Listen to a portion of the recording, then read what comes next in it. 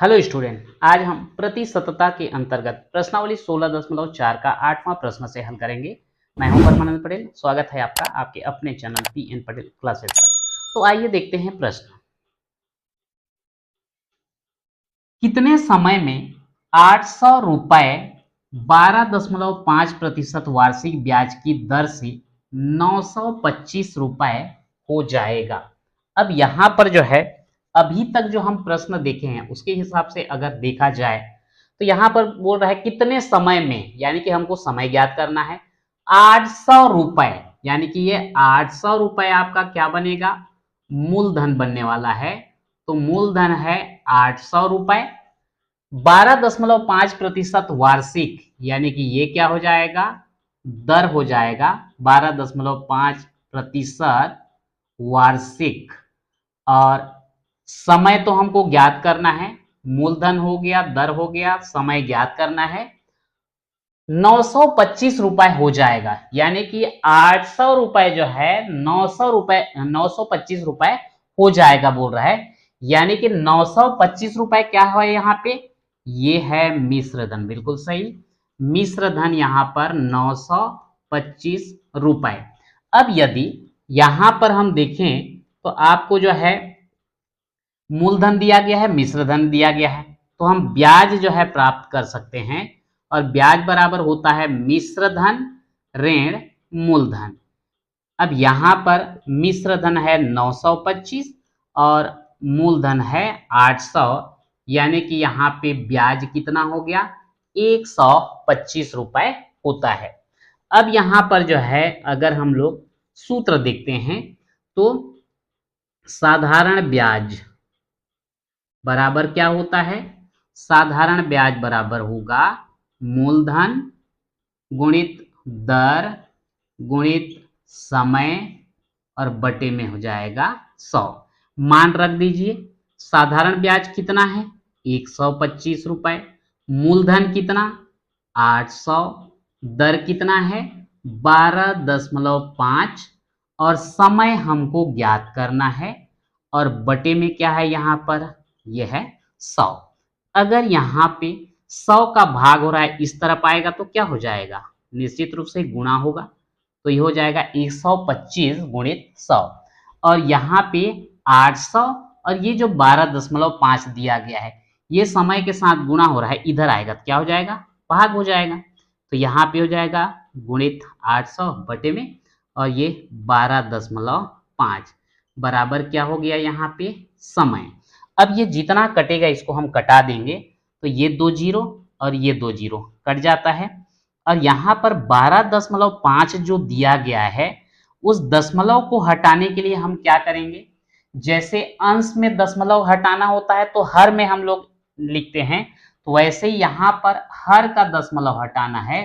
तो ये दशमलव के लिए अंश में हम लिखेंगे एक, दशमलव के बाद एक अंक है तो यहाँ पर लिखेंगे 1 जीरो और ये हो जाएगा आपका 125। साथ में और क्या बचा हुआ यहाँ 8 गुणित 8 बराबर क्या, समय। ठीक है, इसको भी कटा देते हैं, 125 से कम 125 से कम और कटेगा 2 चौक 8, 2 पंछे 10। यहाँ पर मैं या करके समय को लेफ्ट हैंड में ले आता हूँ, ये हो जाएगा 5/4। अब ये समय जो है वर्ष में होता है और ये क्या आ रहा है 5/4। तो एक काम करते हैं, 4 से जो है भाग दें, 4 एकम 4 बचा क्या 1, यानी कि ये हो जाएगा 1 सही 1/4 वर्ष। तो यहाँ पर लिख सकते हैं 1 सही 1/4 वर्ष। अब ये अगर क्लियर नहीं है तो एक काम करते हैं, एक सही है उसको तो मैं लिख ही देता हूं यहाँ पर 1 वर्ष। और ये जो 1/4 वर्ष है, 1/4 वर्ष को हम कैसे महीने में बदलते हैं, गुणित 12 कर दो तो 4 एकम 4 तिया, यानी कि 1 वर्ष और कितना हो जाएगा 3 माह और ये हो जाता है आंसर। कहने का मतलब ये हुआ कि 1 वर्ष 3 माह में जो है 800 रुपए 12.5% वार्षिक ब्याज की दर से कितना हो जाएगा, 925 रुपए हो जाएगा। अगला प्रश्न देखते हैं, किस वार्षिक ब्याज की दर से मतलब हमको क्या ज्ञात करना है, यहां पर हमको दर, किस वार्षिक ब्याज की दर से 400 रुपए 1.5 वर्ष में 478 रुपए हो जाएगा। तो यहां पर स्पष्ट है हमको क्या ज्ञात करना है, दर। तो यहां पर किस दर से 400 रुपए बोल रहा है, यानी कि मूलधन कितना हो जाएगा, ये हो जाएगा 400 रुपए। दर कितना दिया गया है वो तो हमको ज्ञात करना है। समय 1.5 वर्ष, तो यहाँ पर 1.5 वर्ष जो लिया गया है, दशमलव को यहीं से हम हटा देते हैं। तो यहाँ पे दशमलव के लिए नीचे में क्या लिखेंगे, 1, और दशमलव के बाद एक अंक है तो 1 0, और ये 1.5 अब क्या बन गया, 15 बन गया। इसको भी हम कटा सकते हैं, 5 तिया 15 और 5 दूनी 10, यानी कि ये हो जाएगा 3/2 वर्ष। और 400 रुपए जो है कितना हो जाएगा बोल रहा है, 478 रुपए, यानी कि मिश्र धन कितना है यहाँ पे, 478 रुपए है। तो इसके हिसाब से अगर हम ब्याज ज्ञात करें तो ब्याज बराबर क्या होता है, हमें पता है मिश्र धन में अगर मूलधन को घटा दिया जाए तब हमको क्या प्राप्त होता है, ब्याज। तो यहाँ पे ब्याज बराबर हो जाएगा 478 मिश्र धन है, 400 रुपए जो है क्या है, मूलधन है।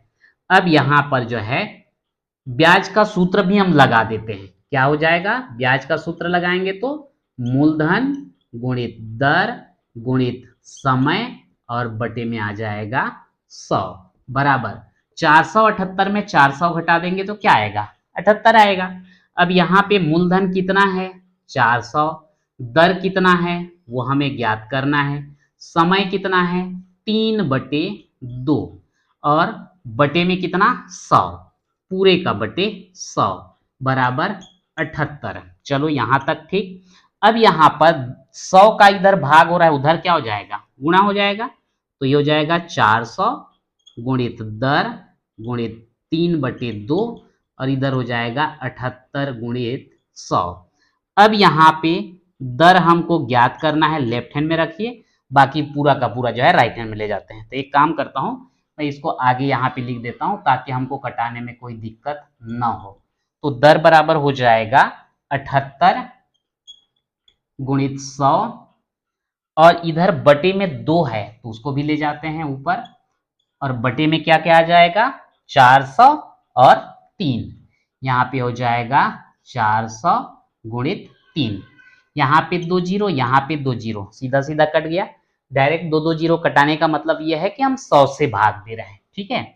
अब यहाँ पर और क्या कर सकते हैं भाई, 2 एकम 2, 2 दूनी 4, 2 एकम 2, 2 तिया 6, एक बचेगा 18 होगा, 2 निया 18, 3 से कटाएंगे, 3 एकम 3, 3 एकम 3 और 3 तिया 9। तो इस प्रकार से हमको दर जो है कितना प्राप्त हो रहा है, यहाँ पे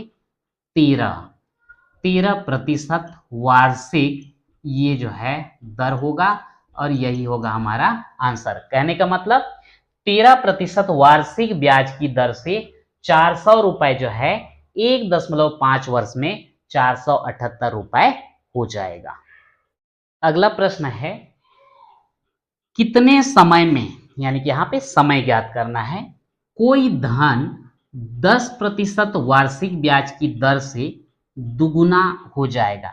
यहां पर न तो मूलधन दिया गया है, न ब्याज दिया गया है, और न ही मिश्र धन, केवल ये दिया गया है 10% वार्षिक यानी कि दर, और कितने समय में दुगुना होगा ये पूछा गया है। तो कितने समय में कोई धन बोल रहा है तो हम लिख देंगे, माना वह धन x रुपए है, दुगुना होने पर 2x रुपए होगा, ठीक है। अर्थात यहां पर कहने का मतलब क्या हुआ कि अगर हम धन कितना लेते हैं, x लेते हैं, और दुगुना हो जाएगा मतलब 2x बोलने से ये मूलधन x होगा, और मिश्र धन क्या हो जाएगा, 2x हो जाएगा, क्योंकि टोटल डबल होने का मतलब ये है कि मूलधन और ब्याज दोनों को मिला करके डबल। तो यहां पर जो है हमको मूलधन जो है क्या मान के चलेंगे, मूलधन हो जाएगा x, और मिश्र धन कितना हो जाएगा? मिश्र धन हो जाता है 2x रुपए। ठीक है, और दर हमको कितना दिया गया है? 10% वार्षिक। अब यहां पर हम ब्याज अगर देखते हैं तो ब्याज बराबर क्या होता है? अभी पिछले 2 प्रश्नों में जो हम हल किए हैं लगभग इसी तरीके का था दोनों जो है। तो ब्याज ज्ञात करने के लिए यहाँ पे मिश्र धन ऋण मूलधन हो जाएगा, और यहाँ पे हम लिख देते हैं मिश्र धन कितना? 2x और मूलधन कितना? x, यानी कि कितना आएगा? x। और इधर साथ में जो है हम ब्याज का सूत्र भी लगा देते हैं। तो ब्याज का सूत्र लगा देंगे तो क्या हो जाएगा? ये हो जाएगा मूलधन गुणित दर गुणित समय, मैं शार्ट में लिख दे रहा हूं, बटे 100। तो मूलधन कितना? x, ठीक है, दर कितना? 10%, समय कितना? ये हमें नहीं पता, ये हमको ज्ञात करना है। पूछा गया है कितने समय में, बटे कितना? 100, बराबर कितना है यहाँ? x। अब यहाँ पर 1 0 और 1 0 कटा दीजिए, तो समय बराबर क्या हो जाएगा? समय बराबर हो जाएगा, ये 10 जो भाग हो रहा है उधर जा गुणा हो जाएगा, तो x गुणित 10, और यहाँ पर समय के साथ x का गुणा हो रहा है, दूसरी तरफ जाके भाग हो जाएगा। x और x दोनों कट जाएगा, तो यहाँ पर हमको समय क्या मिलेगा? समय बराबर यहाँ पर मिलने वाला है 10, और समय किस में लेते हैं हम लोग? वर्ष, यानी कि यहाँ पर लिख सकते हैं अतः 10 वर्ष में वह धन दुगुना होगा। अब कौन सा धन, इससे हमको मतलब नहीं है। अगर हम 10 वर्ष लेते हैं और 10% दर लेते हैं तो जितना भी धन लिए रहोगे वो कितना गुना हो जाएगा? 2 गुना जो है हो जाएगा। तो इस प्रकार से आज हमने प्रश्नावली 16.4 में 3 क्वेश्चन कवर किया, 8वां, 9वां और 10वां। तो आज के वीडियो में इतना ही, मिलते हैं नेक्स्ट वीडियो में।